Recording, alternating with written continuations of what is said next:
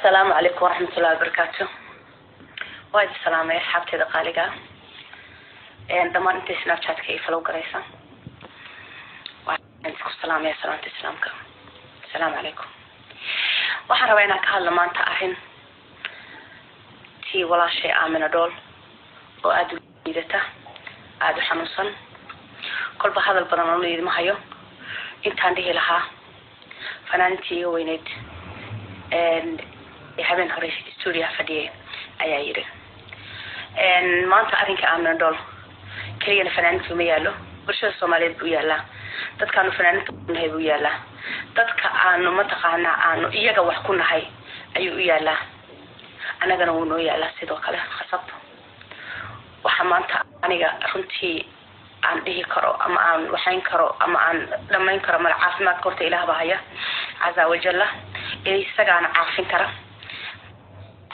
isagaana wax dila isagaana caafiya isagaana u baryayna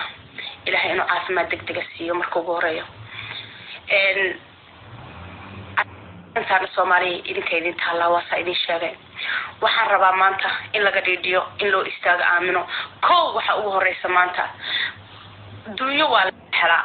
laakiin ducada waa muhiim inaad ducada ku soo kaalmeysaan oo u soo duceysaan marka ugu horeysa in Rabbi azza wa jalla uu caafiyo Aamino oo sariirta uu ka qaado oo labadeed lugood ay ku istaagto ee caruurteeda maanta guriga ugu tagto horta Ilaahay u bariyo Faatixadan umara waa marka ugu horeysa marka labaad waxa weeye maanta 10 hore maanta kaligeed ku tahay walaalayaal waxaan rabaa Aamino waa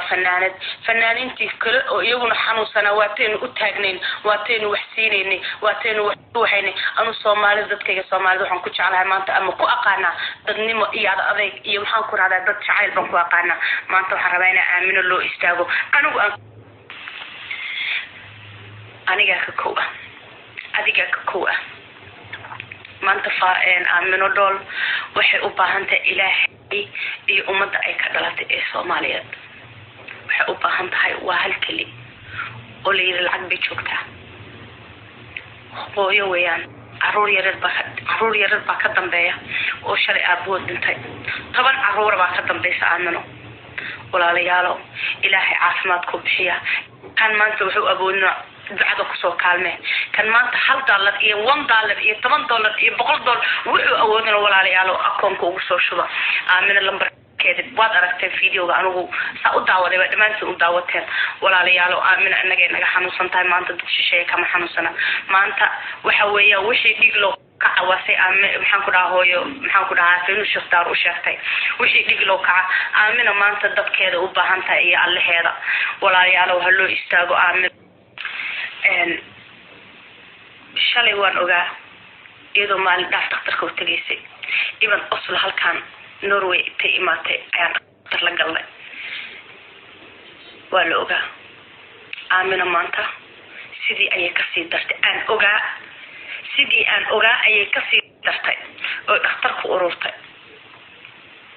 Ilaah caafimaad ka bixiyo marka ugu horeeya caafimaad baa Ilaah uga bariya Aamino waa ku jecelnahay 100 adoo la taamaanta ogahay xaaladda ay ku sugan yihiin waa ogahay fanaaniintu maanta dal iyo dibad inay dayacan yihiin laakiin maanta anaga dawladna kabta ma haysano dawladda maanta xaq fanaaniintu ay leeyihiin siisa ma haysano maqrib iyo maqshib baa la kala jooga laakiin maanta waxaan wax ku nahay waa dadka yaga Soomaali ayaan wax ku nahay maanta waxaan ogahay qof kasta Soomaaliya inuu walaalkiisa u madax isaarsanay haddii arko marka waxa guntiga gunaanadkii shalay madaxa noo saarnaysan ayaa rabaa maanta madaxa iyo majaha iyo inta waxna saarata walaalayaal Aamino maanta ay xanuunsanta Ilaahayna waxa uga baryaa caafimaad taam Ilaahay inuu siiyo marka ugu horeysana ducada ku soo kabtaan inaan noo istaagtaan dhammaan yar iyo weyn fanaaniinta shidilka dhamaantiin waxaan rabaa walaal Aamino gabar waxaan ku aqaanaa dabeecad fiican gabar wanaagsan gabar dal jecel gabar dad jecel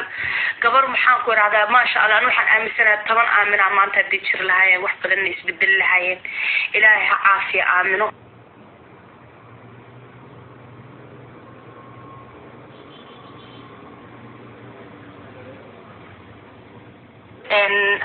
walaasha aamina dhool waa kaasaa wixii ciwaan ah iyo telefoon lambarkeeda qofkii raba inuu codkeeda xaqiijisto inay iyada tahay taleetana waa kaasaa lambarkaas ayaad garaacaysa